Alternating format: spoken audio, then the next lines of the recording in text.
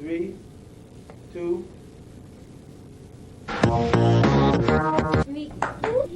Hello. It's nice to meet you again here on Toward a Quality of Life, filming live here, at least for us, in the Boston downtown studio at BNN TV.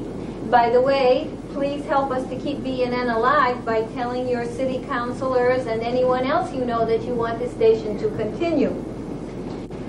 Today our show, unfortunately, will not be one where you can call in right to the set and ask questions, but if you do have questions or comments to make, or if you have inquiries regarding your own psychology or behavior management, you can call 266-9268. I'm pleased to have with us a number of young persons for this show. First I have to my left Christoph. Next to him is Mary. Next to him is Jonathan. And next to him is Oleg. Here's our logo, no future. We mean it, man.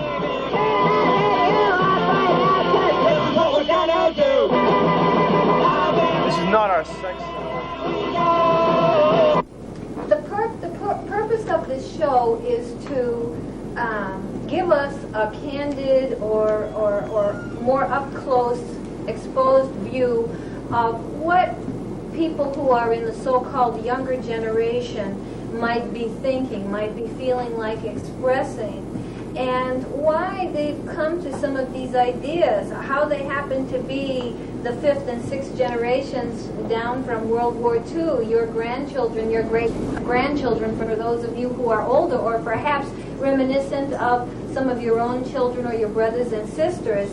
Now, many people in the audience are going to relate and perhaps be very easy with some of the ways and expressions that the people with me have. Others of you may have entirely different belief systems and takes and values and conventions as to how you dress, for example, or how you think, or what you plan to do with your life.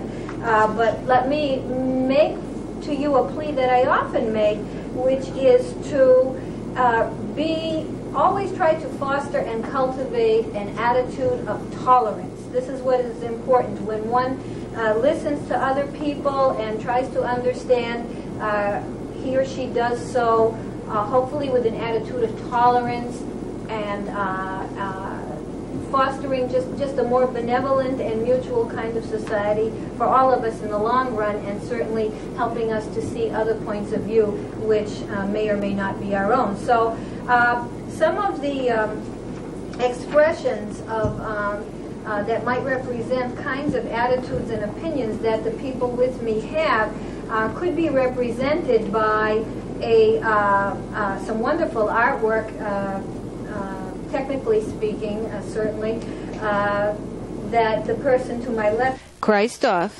has done. One of these art pieces shows persons, rank and file persons,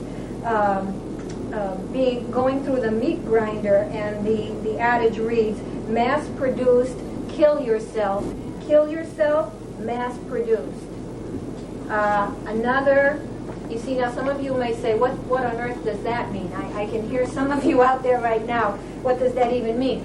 Certainly the meat grinder, if I may say so, shows people as fodder for the grinder, but it's also, I would think, saying that just being an ID, a number, 1 in a million of atomic particles with no dignity, worth, or individuality is not a life worth living. And I'm going to let people come in 1 second and tell us themselves, perhaps even better. Another one, exquisite drawing, says teenagers from Mars. And the idea, it says Prime directive. Oh, prime directive, thank you. Exterminate.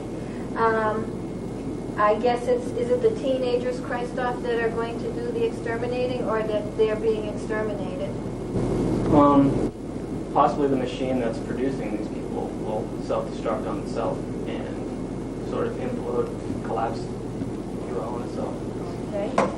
And finally, we have, unfortunately, people will not like this. I know, people may be appalled, some of you out there, but, people are thinking and feeling this way, and the media that they adhere to certainly do represent these kinds of images.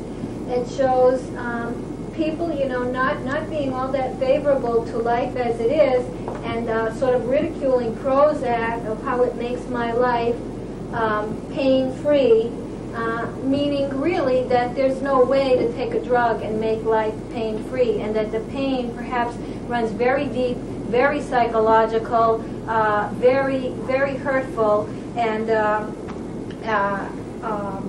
a great cause for people wearing their anger on their sleeve, if you will. I'd like to start out even with the idea of anger, and any of you can join in. Admittedly, I will say for myself, I have a lot of anger that I'm aware of, and I'd like you to join in on your thoughts about anger as it pertains to you, or what you think might be a reason to be angry, if at all. I'm not really feeling very much anger. I'm feeling more disgust, contempt, again, nihilism, the insistent belief that the existing social structures, morality structures, religious structures, governmental structures are defunct. They're not working correctly. Just keep in mind, Donnie, the punk's not the only prisoner being punked out in San Quentin. And as Christoph mentioned, we have the hope that they'll implode or naturally evolve, but it doesn't look like it's happening that way. I think there's too much control already isolated in the hands of a small elite group of people, mainly corporations, controlled by wealth, power, money. All right, now if you say they would implode, how could that happen? I mean, even though you say the chance is low, what do you mean by an implosion? The truth, basically. The lie is exposed when the truth is revealed. Truth is not always pretty. Reality is not always pretty, and some people might even say that you're negative if you expose the truth. And they say, why are you doing this? What's the reason for your being, negative, or having this outlook on life that is, tends to be unfavorable? The fact is, you might be exposing the truth, and they've never really had the chance to, take a look at themselves in the mirror, take a look at their lives, what they're doing, what they're consuming. Just basically the fact that, anger can stem from the fact that you've been lied to. All right. And just to add to that, the government as it is today it's when I say implode, coming on itself, in a situation like that, something will reach a level of critical mass, and it's like a virus. A virus feeds off the host body. A government or a police force or a penal system is a virus that is feeding off the host body of society. Eventually, that virus will start to eat everything away like it does in the human body, and there's nothing left for it to feed off, so it dies out, it kills itself. It may take the body or society with it, but eventually that's what's going to happen. You look at the black community, 1 million Americans in prison, a large percent of them are black. If you look at the fact that there are more black men going to prison than there are college, many, many other problems, and this is a situation where society is devouring this race, has been for hundreds of years, and you're starting to see certain changes. Look at the Compton Watts riots in '68.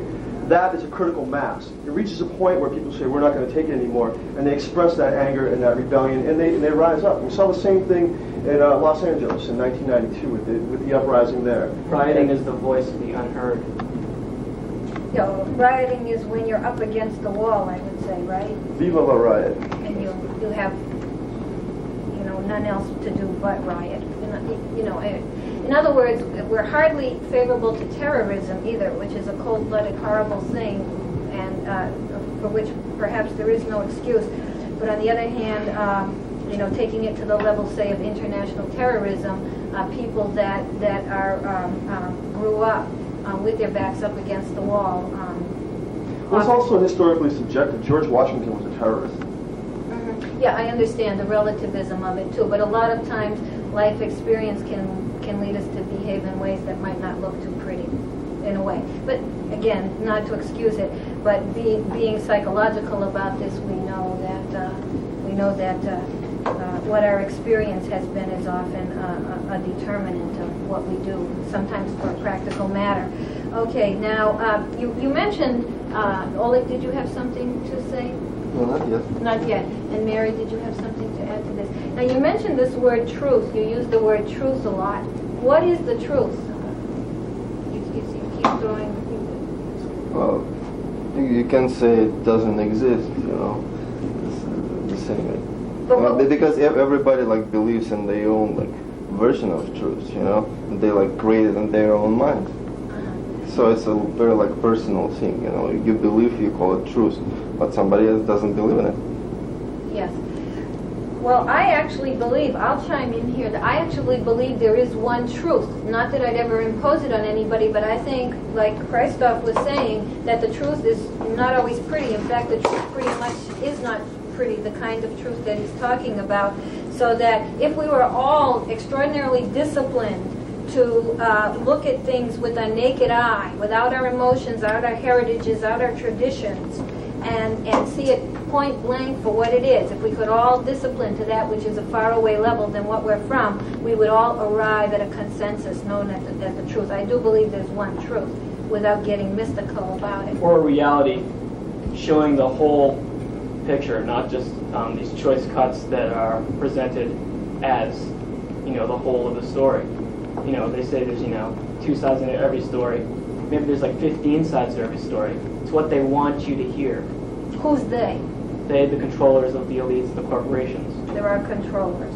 Thought control. And it's not really a well-organized cabal, 7 faceless businessmen in a room. Yeah. You know, it's a multitude of different factors that contribute Different to this. techniques, different, you know, forms of media, whether it be TV, newspapers, thought control, consumerism. And consumerism is a big part of it. I mean, some interesting facts here. Advertisers spend $500 million a year to tell children to buy expensive toys and unhealthy food. Pure shit. I mean, it's total tripe. And kids are pestering their parents for these things. The average American household has their TV on an average of 7 hours and 2 minutes a day. And, you know, 50% of that time that it's on is advertising messages coming in. The average child, by the time they're 14, has seen 11,000 television murders. So they're seeing death, destruction, and buy me. What kind of messages are those? Shut up and shop. That's the basic. And that's the reality. That's the consensus reality being built because you have corporations trying to serve their self-interest. Okay. Is it people's fault for buying into consumerism? Well, they're brainwashed. I mean, people aren't that intelligent to begin with. Are they helpless? I mean, because they're brainwashable? Are they just passive recipients? Well, from an existential standpoint, I mean, we're all responsible and have the free will to make our own decisions and actions. But at the same token, if you grow up, for example, in the ghetto and you're socioeconomically deprived, what really options do you have? You can't visualize a different outcome of your future. All you see is kind of atrophy all around you. Things slowly falling apart, destruction. Tunnel vision. Precisely. Tunnel vision. And do you know, though, that dynamically speaking, in psychology, a case can be made that if you are deprived, it means much more to you than if you are not. Well, in different sort of way. It might mean a lot to you if you have something, and then again, it might mean an awful lot to you because you don't, and because you see that it is what it seems to be the credo, it seems to be a standard. And you can even be more hungry by virtue of that. Well, if you don't have anything and you're watching TV 7 hours a day and you've seen 200,000 television commercials by the time you're 12 saying, buy me, buy me, buy me, where do your impulses come from? What do you want? What do you seek? What do you want to have? You want to see what you've seen on television, don't you? Yes. Now, people are trying to sell because they're trying to live. The people would come forward, what would you have? This is a capitalist society. This is a society that needs to sell so that people can work, so that people have jobs. It makes the economy go round. It makes the money change hands. It makes us expand. Look at the wonderful economic times that we're living in. You're creating these faulty products that have no basis or relevance in society. The #1 consumer purchase every single year is soda. Do we need soda? Soda tastes like shit. It's sweet, drink it. caramelly. But why do you buy it? throat. Because you see Michael Jackson drinking Pepsi, or Madonna, or some other figure. Why do they spend, billions of dollars a year on something like Coke or Pepsi? The #3 consumer purchase last year was Pepsid AC. a heartburn medication. That's bullshit. We don't need that. There's a million natural cures for that. If you didn't eat half the crap you eat, you wouldn't need Pepsid AC. But they advertise so heavily. Watch any television show now, and you'll see at least 3 different antacid brands advertising heavily. They're kind of controlling people's mind. They're saying, you need this. It's a part of your life. And they keep slamming you and barraging you with these messages. But you don't need it. Pepsid AC is a pile of shit. It's nothing. I don't need it. Well, you know, within the genre of medicine itself and psychology, it's unethical, and pharmaceuticals, because when people do have stomach upset, and we could get into a long reason why they have it, including stress besides the diet, when they have it, you're not supposed to go for a medicine. So this is unethical. You are not supposed to reach for medicine. You are first supposed to explore why you are getting an upset stomach. Absolutely. Okay, so this is unethical in and of itself. Oh, we have a tunnel-vised, short-term brainwash solution. In fact, people feel the slightest discomfort and they reach for Pepsid AC, no matter you reach what's for wrong a with it. painkiller. Yep. Say like your back hurts. Take, Doan's back pain reliever instead of seeing like why your back hurts. So you have dyslexia. Eliminate that pain, but the cause of the pain is still going to go on. So. And sometimes even the pain can be not from straining your back. It can be from straining your life. Yep. You can certainly, that's a whole other area. But you brought up an interesting point about capitalism. You said, well, isn't that supposed to work in our society? We have a market-driven economy here. Isn't it necessary? But these products aren't necessary. You know, right now, 1 in 10 kids in every single classroom in America is on some kind of medication. Prozac is being prescribed to everybody. It's a blanket prescription. Mint-flavored Prozac, that is. Mint-flavored Prozac, indeed. For the kids. So you have all these children that may have, anything from attention deficit disorder all the way to dyslexia, and they're giving them Prozac because the drug companies are promoting this, paying doctors incentives, bonus money to go ahead and give this to their patients. Yes, well, I wanted, these things are all relevant, and I guess you don't go by the idea that money makes the world go round. No, I don't. Money makes the world go round. And so I will still hold in abeyance this Doesn't centrifugal force make the world go round? Well, if you believe, I'm from the old school beliefs, but if you believe in physics, it does, I guess. But I still hold in abeyance the idea that this is how we're working, okay? And selling commodities provides jobs. I cannot sell you quality of life, okay? My show is called Toward a Quality of Life. I can't sell it to you. I would be, it's something that would bankrupt us, so to speak, okay? To have a better night's life where we talk with each other and have fun, okay? We wouldn't be sitting on piles of capital, right. Okay? But at the same time, it's the exchange of goods and services. But what they fail to mention is the exchange of services also encircles the exchange of your life. You're giving up time to get money when you could just eliminate the middleman of giving up your time and just live your life. But people don't seem to realize that, you're a job. You become the job because you are there. You have to give up your life. And say how much of your life do you give up before you retire?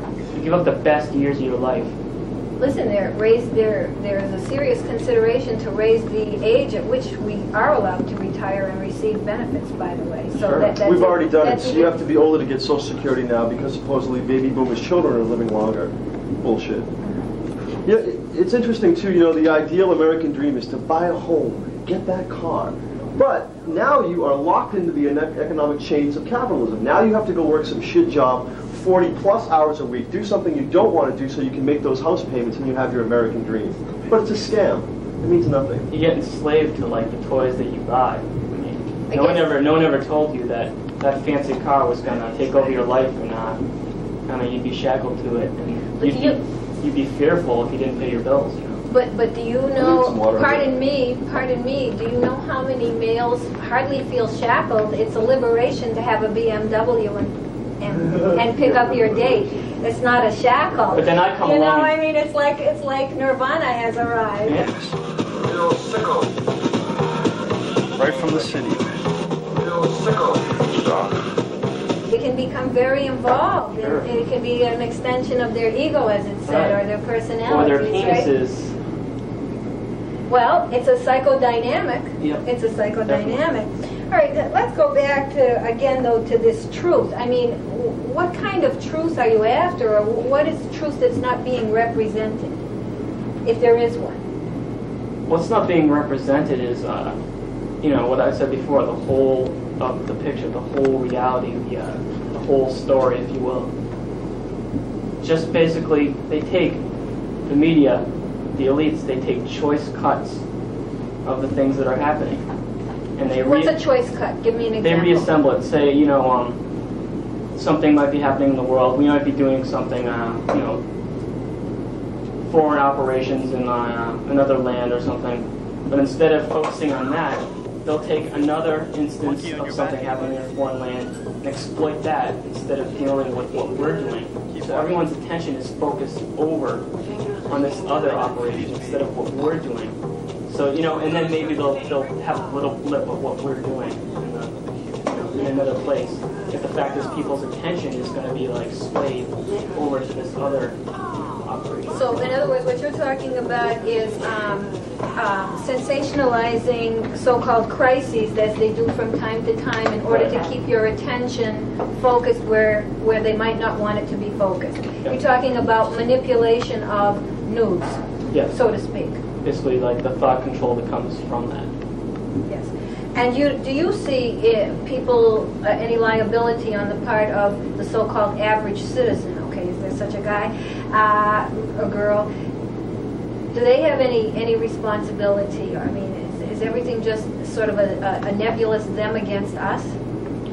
They have a responsibility to try to seek out alternative sources of media, and not the fact that, all these magazines are reading, Newspeak and Time Magazine, they all usually stem from 5 or 6 big corporations. So you're basically getting the same news regurgitated over and over again with a different package, different cover. And you do get the same news because news has become entertainment. Also, Right. Besides there being a potentially sinister aspect of this, there's also a practical aspect of this, that the news is entertainment. News is not really news. So it's delivered in cuts that are, to titillate you, even if they're horror. Horror has its compelling. It also has a detrimental effect, though, on how people react to it. The fact that, fiction, people can say that pornography, fiction, people are more likely to go out and do these things if they're exposed to it. And the fact is, there's more copycat crime from the fact that people read in the paper that, this man killed 5 people. All right, so this dude goes out. He wants to get into the paper. He'll go and kill 7 people. It just keeps escalating and growing and festering until it gets way out of control. And who's the people that are covering this stuff and sensationalizing it? The media. The news is we're producing a whole new generation of little McVeighs. Yeah. We can expect a lot more fireworks on federal buildings in the future, I think. The other interesting point is, General Electric, one of the major defense contractors, manufacturers of nuclear weapons, owns NBC. And every time somebody gets some dirt on General Electric and wants to publicize a story, they censor their own network. That's nonsense. The other interesting thing is nobody really questions the reasons behind it all because our news is delivered in sound bites and something Noam Chomsky calls concision, where everything is packaged and put together in 2 or 3 minute sound bites and then you break for a commercial. So you can't really formulate and talk in depth about the reasons behind different scenarios because all you have is this little sound bite. And for the average viewer, you're watching it, you may start to think about it, then all of a sudden, bang, Pepsi Daisy. There's your commercial. And that distracts your attention and it's lost. Not only that, how about when you're showing people starving or being killed and next it shows people enjoying a Toyota? Right. This, in and of itself, the pairing of that, the pairing, where we go from what should be very serious to don't worry. That in and of itself has a very problematic conditioning, because television is conditioning. It's conditioning us constantly. You expect that chunk of commercials to come after this. But not only that, they may bring you a message that is an insult and a defamation of what was the sort of reality that preceded it as news. It's an insult. It's subconscious and subliminal, though, because most people don't usually see. They're not cynical viewers that are saying, "Oh wait," and they make that connection. They're usually just turned off, zoned out.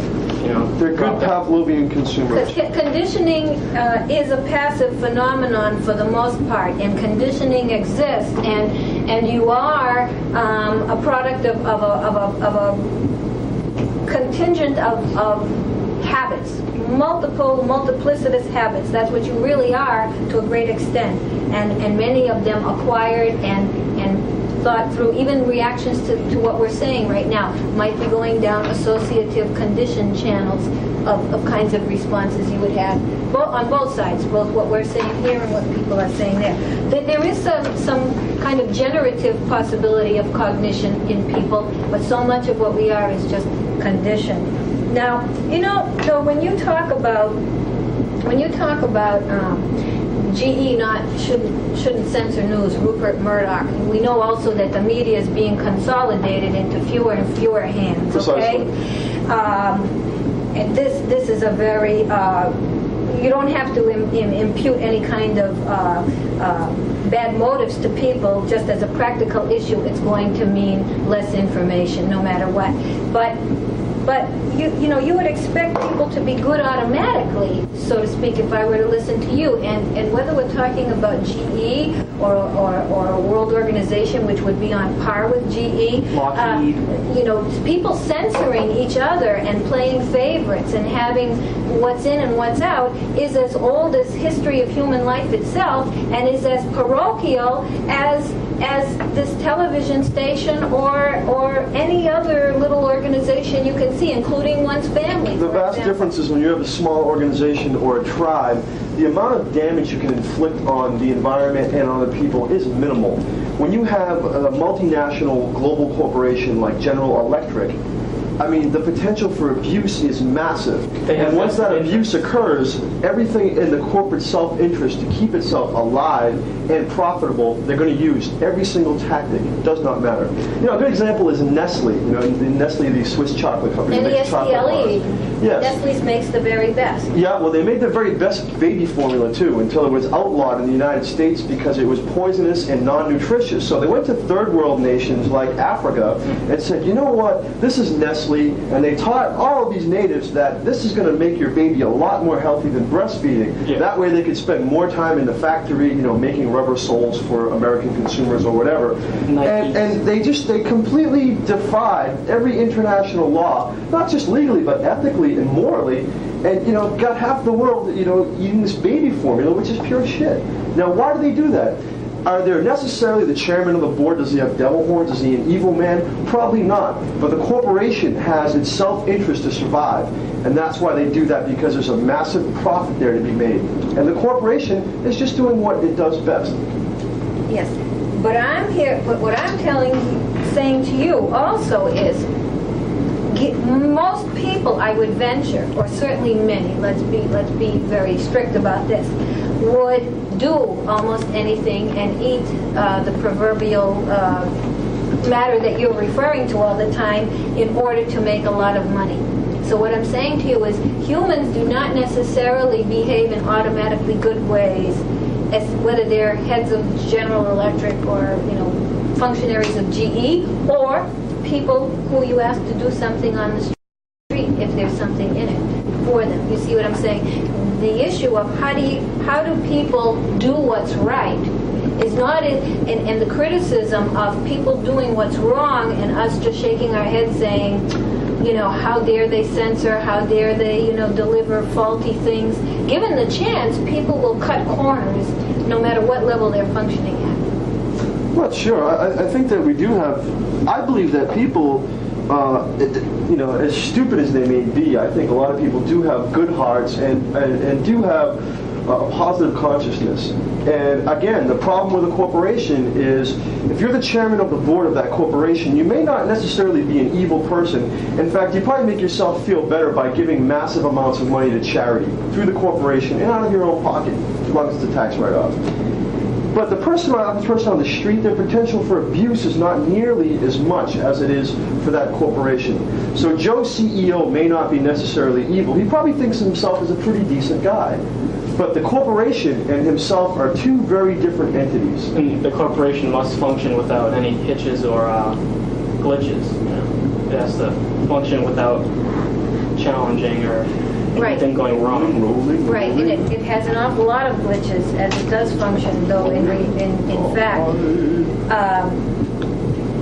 But the point is, and I've said this many times on previous shows, that we can't appeal to the goodness or badness of people, or we can't become almost religious, if you will, and appeal to the good heart. I mean, religion and the Bible are replete with messages that tell you how to lead the correct life and what kind of sins to avoid, so to speak, the purity of heart, and etc. So you need a book to tell you how to live. Etc.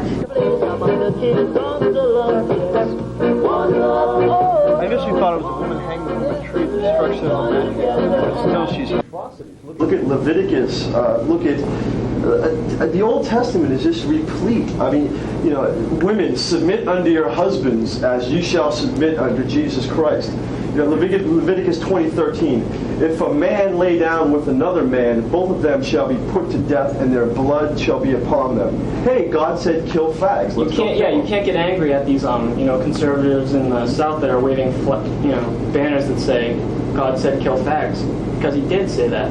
So or the Bible said. Anyways. Yeah, you're worshiping like this. So if you doctrine that is genocidal. But we do have to say to the viewers out there, for whom the Bible is a holy and sacred book, that we're just trying to hear people's views, and let's have some tolerance of how people can come to feel as they do, you know, for certain people. And I think, you know, the danger does come when one does not move with the times and becomes a literalist about anything.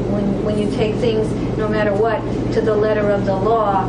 You know, in life, I've said this before many times too, life is full of shades of gray. There's no black and white, no pun intended, but life is an ambiguous proposition. And everything is nuance and paradox, and there is no really concrete. Again, someone here is named concrete, so there's no. But there can be, if you just turn your life over to Jesus and read that Bible and follow every single thing it says. You don't have to worry about making any decisions. It's even better than shooting dope. So all you people out there that do in fact have a Bible and read it, wake up, suckers.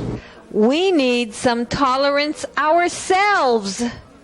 Some people need a script. I've talked about this before, and we can even say more praises to Noam Chomsky, but I see people following Noam Chomsky as a script almost too. So there's something in humans psychologically, some of whom can take the open road and can live with a lot of things seeming to be contradictory to each other. That's scary though. That's a scary way of life, and a lot of people, aren't going to choose that path. They want the explanation, what's at the end of the rainbow. What do I have to look forward to after all this meaningless jog bullshit is over with? And it's warm and safe to be inside the herd and follow with everybody else. Don't stick out like a sore thumb. Just conform. It's not my human behavior. We're gregarious. We tend to go in groups, and we tend to refer to each other. In other words, even if we're single and alone, we tend to know that because we're not with a group. So it's always against the group.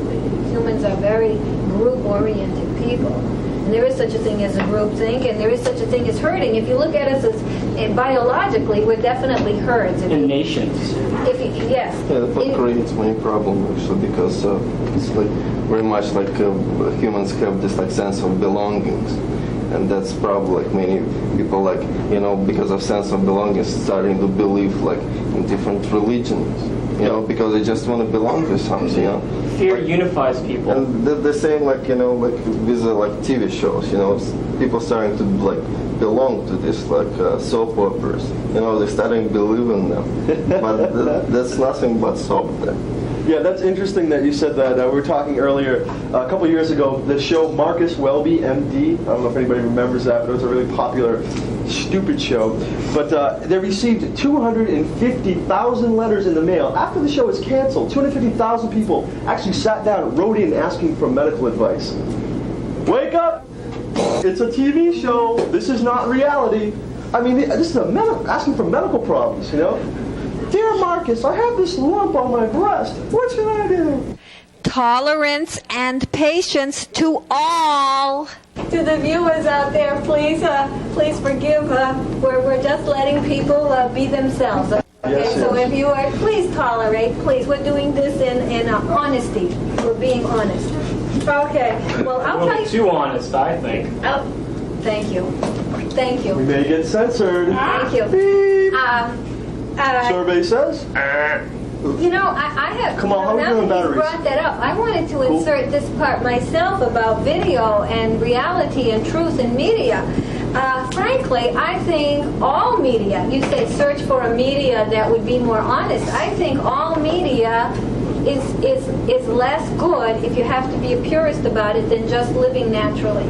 The technology stands in the way of human evolution. Not that we don't have a heck of a long way to go evolutionarily towards being more brotherly and loving and happy and relating to each other, something that I proselytize all the time. But any technology and any media is just so many steps removed from that. And in an ideal world, whenever you're going to use video or any kind of media, you're going to make something that's celluloid, something that's a radio wave, something that's other than the true experience, the existential experience of living firsthand. It's cold. It's lifeless. And it's an unreality, because even what we do here, it's more real that we're looking at each other and talking to each other, and what we had to do to prepare for this, which, by the way, we had to do an awful lot. And I'd like to take this opportunity to particularly thank our director, Mr. Lowdown, for doing a wonderful job. And I would have to say he is my friend for being so kind and considerate this afternoon. I just want to give some props to Kamal up here on the camera. He's an actor. And then we have Mr. Andre Evans. He's my boy all the time. All right. And last but not least, We have Yvonne Christian filling in with us.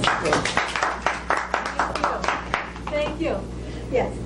So, a lot of work to bring you this show.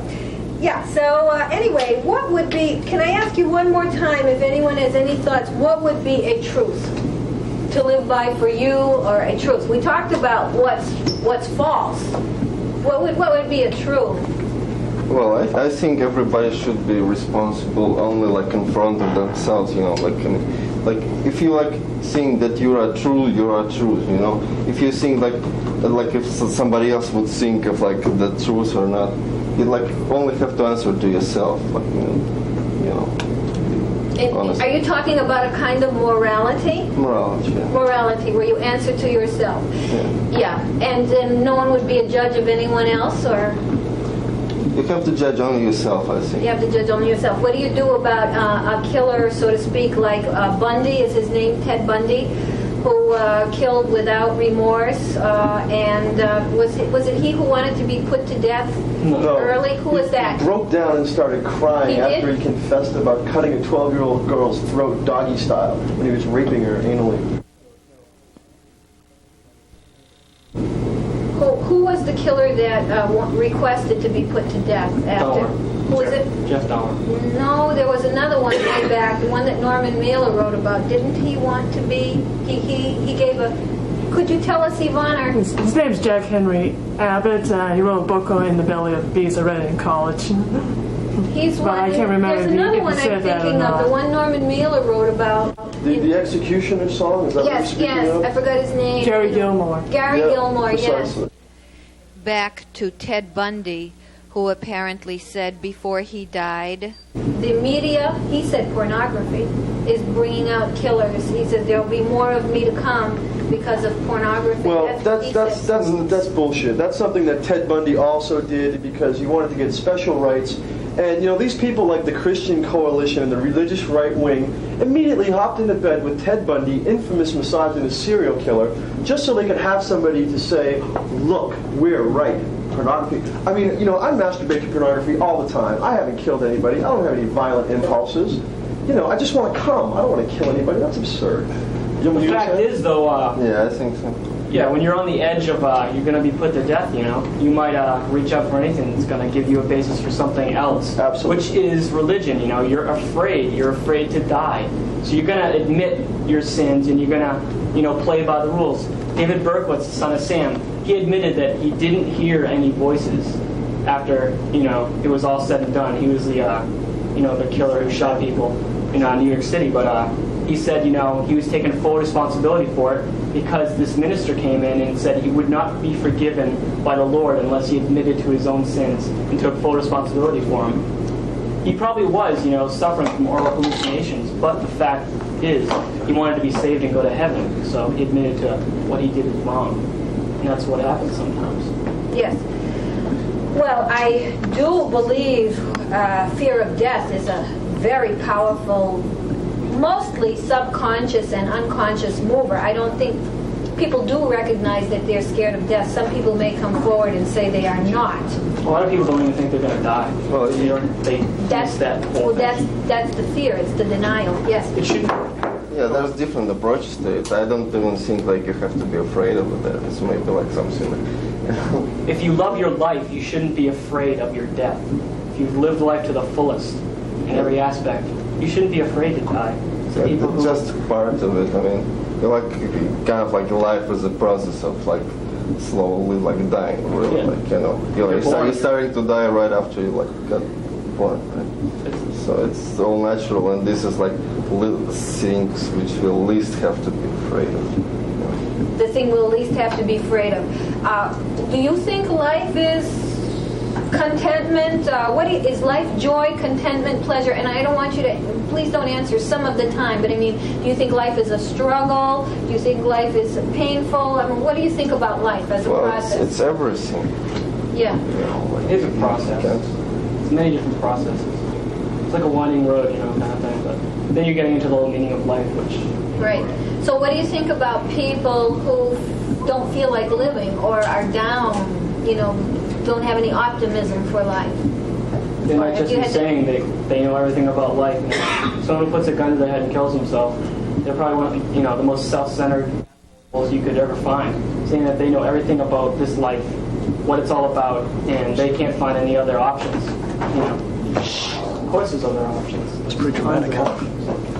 Yes. Well, I think in all fairness, very much all fairness, sometimes, unfortunately, people can get to a level where they really cannot find, in all honesty. You know there's an honest part way deep down inside of you where you can either feel something or not, for real, and you can't make it up.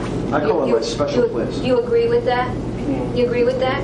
That there is a very open place that almost hidden from ourselves where, like you say, honest even before God, like God is a metaphor of God for real, whatever, can know what's inside of you so that people can literally not be able to move one step forward more in all honesty, without being pretentious, without being boring. Well, that's a product of society too, because people during the growing up, they're like shutting some parts of themselves, and they just they don't know how to face some their problems and some of the difficulties. They don't know how to resolve them. Yes. But now they have mint flavored Prozac. Oh yeah. But all of this is easier said than done because you can be crippled, or all of us sitting here and people viewing us, we all have handicaps. We all have a lot of mental cripples out there. We have, and us too. We have blindnesses. We have blindness. We have habits that we have hang-ups. We are human. We are very, very imperfect. And there's things we will go to our grave not having overcome, not even being illumined to about ourselves, perhaps. Okay? We're very imperfect creatures.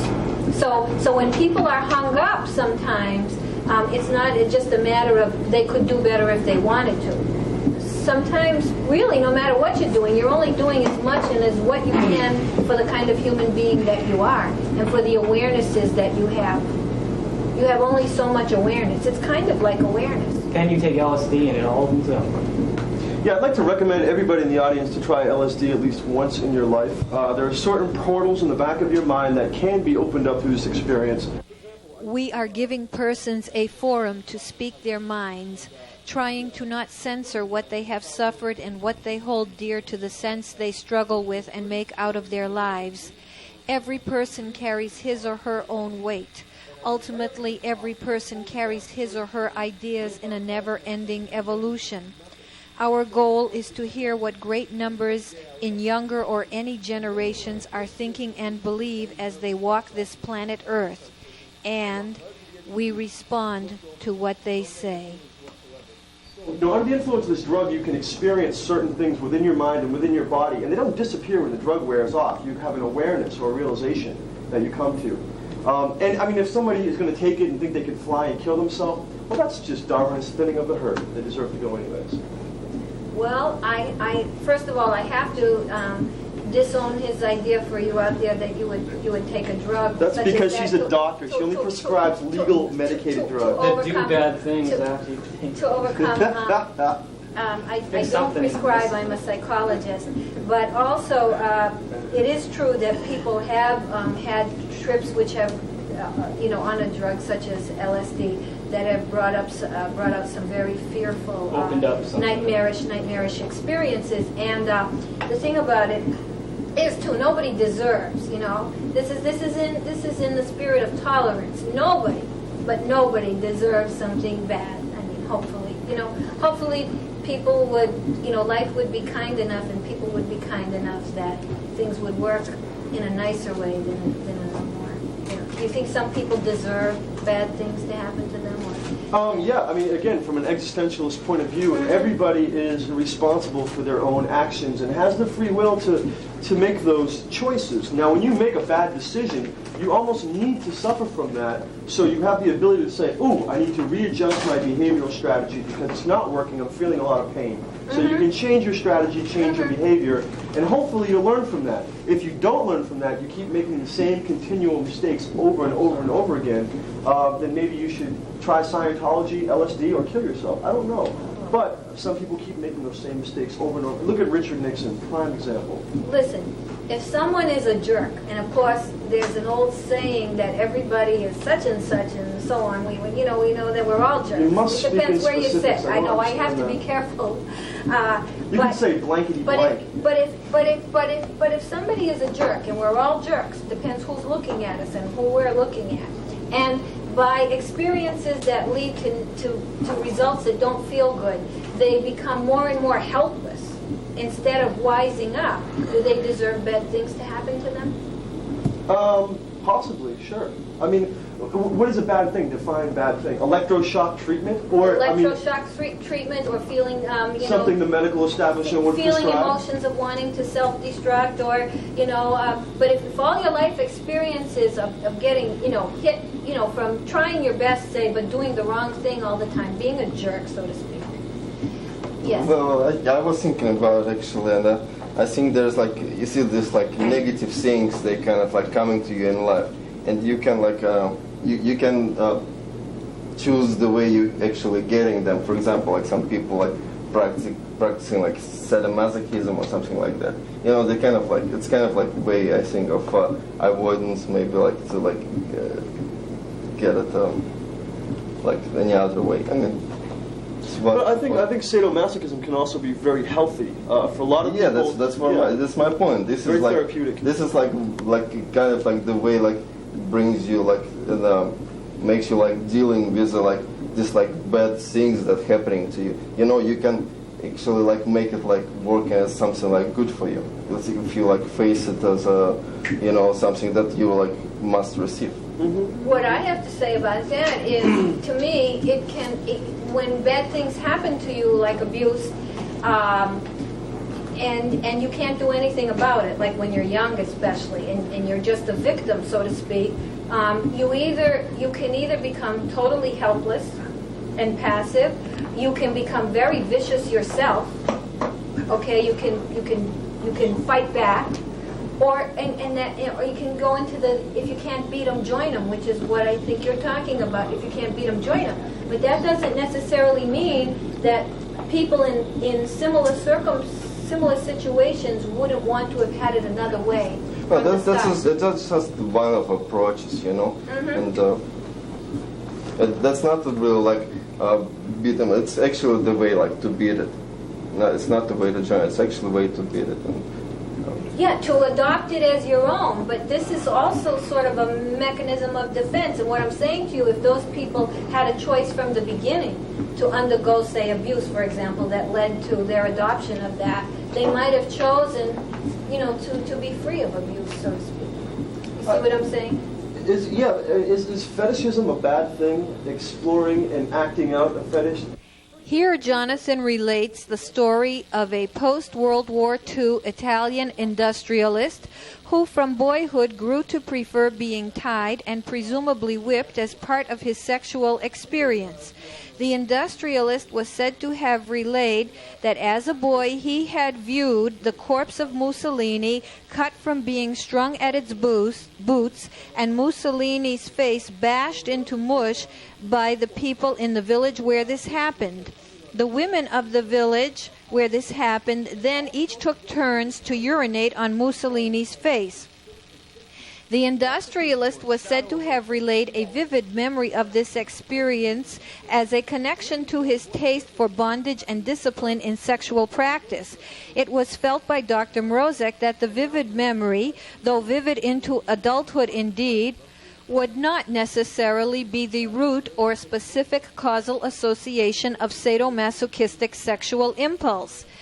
Asked to speculate, Dr. Mroczek pondered the generality of psychogenically inherited sociocultural dispositions as well as specific early life experiences which frustrate, tease, crush, intimidate, torture, and pass on what was done to oneself to the next, including a proclivity that experience is never static and that unabashed behavior, though repressed, ultimately takes and shows its form in the many ramifications which are life in process, and, cardinally, sex, whether explicit or implicit. Sex is basic as it is intertwined in what we do and who we are. It is also true clandestine bondage and discipline practice is now more overt and thereby perhaps less inhibited to more numbers of people. Punishment and the whole human psyche, condition, history, and behavior is a huge mix and devastation topic for the human soul. Next, we go to persons' eager opinions on organized religion. Off camera, Jonathan told me he does not agree with virtually any organized religion or the concept of organized religion. On this segment, however, he criticizes Christianity and Catholicism, religions with which he is most familiar. The Catholic religion says if you masturbate, you're going to hell. Christian religion says the same thing. If you have sex with somebody of your own sex, you're going to hell. The church will either excommunicate you or you're going to get screwed over in the afterlife. You're going to be burning down in the eternal abyss of fire with Lucifer. You can't use condoms. I mean, the Catholic Church is telling people, don't practice safe sex. It all depends on what you think is more worthwhile. Is it more worthwhile to live the holy, revered life or to face the consequences of let's all repress our sexuality and then we can molest children like a priest. That's a really revered life, very holy. Well, the fact that... And another thing, the Catholic religion is the most aggressive religion. It goes out to all these third world countries and says, you have to follow ours. Forget about your indigenous culture, all your rival, all your rights, your tribal ritualism. It's gone. And you know how you used to enjoy sex? You can't do that anymore. You can't be like your natural self. And then, now they can't do that, so they say you can't use condoms either. Why are they doing that? It's the all-out assault on culture. Plus the fact that, if you're not going to use condoms, you're going to contribute to the destruction of this planet, the overpopulation, the more consuming, It's just going to lead up to this fact that we're going to take over this place, and then we're just going to be like ticks on the back of a dog. We're going to be shaken off, Precisely. Humanity will be shaken off. And the really ironic thing is, the Catholic Church is one of those organizations that's completely irresponsible because they're saying, okay, you people are already poor. We're going to set up a church and we're going to educate you so now you can understand how to make rubber shoes in a factory. Then we'll build a factory there. But they want to get more converts. So they tell people, hey, have as many kids as you want and we'll have more converts into the Catholic faith. And then we can spread out even more and more and more. But they're not considering the planet, overpopulation. We're self-destructing as a race because of this overpopulation, and people are dying all over the place. And the Catholic Church takes no responsibility. You can rest assured you're going to heaven, even if you do die design some hellhole Well, inside here. I know we have a lot of Christian viewers out there. I don't have the time, but I could run an explanation of why the Catholic Church is doing what it's doing. What? Not in defense of it, but an explanation of it. I could also say that of aggression by You say religion. megalomania? But no. But aggressions by religions for converts, it's much more so in some of the other sects of so-called Christianity than Catholicism by far. And speaking in defense of at least the church in so-called third world countries, I would have to point out the movement of liberation theology, which has caught priests being shot in the back as they observe Mass and telling people to rise against the government in Latin America. Concluding remarks. Where do we go from here? For all people all over the world. Grabbing a chunk of land, drawing a line around it, and then letting the functioning power take over and regulate the influx of immigrants. I mean, it's stupid. I mean, we're immigrants to this country. We came here and destroyed the indigenous people here, and now we're saying, people that are 200 miles south of the capital or something, they can't come in here because they're on an island off the coast. Mary, anything to say? Okay. Jonathan? People tend to think young people are nihilistic, smash the state. But this is actually happening in legislation all over the place. I mean, right now, Hawaii, New Mexico, Arizona, Mississippi, Colorado, Utah, and Missouri have all filed to secede from the United States of America. Colorado right now is attempting to break away from the United States. You can get this information. They've actually franchised this. You can call them. They'll send you the entire bill, and you can put it right into your congressional House floor, and they can vote on it immediately. The number is 217-854-4008. Okay, Older? Yeah, I kind of sense that religion is an improper response to the divine. Politics is an entertainment branch of industry, and nothing is too much. I'd like to make some parting remarks regarding this. Number one, let us not destroy, okay? Destruction has been the way of history, okay? You have to destroy to create, though. No, let us not employ. Let us not employ, but let us not destroy, okay? Let us not take the destroy. Everything, it's human when something's in your way to just knock it down, which is precisely what corporations might do. Rights are not what's given to you. Rights are what you demand. Rights are not what somebody gives to you. Rights are what you assure for yourself. And cultural engineering, which I talk about a lot, let us work on how we can bring about health and relationship with each other by the way we design our lives, design our work, design our communication, design our patterns of life, the information that we're exposed to. Let us focus on that age-old question, ourselves, and the barbarians that we basically still are at heart, to make the progress. And also remember, too, that what you think and what you do depends on where you sit in the spectrum. And almost anybody would eat dog meat to become an overnight millionaire. So let us be careful when we criticize to understand that in a way we're criticizing ourselves. And let us also remember, for all the problems, and Lord knows we have got big problems, people. That's why we bring you a show like this. But thank goodness that we're all sitting here bringing you still a show like this in the United States.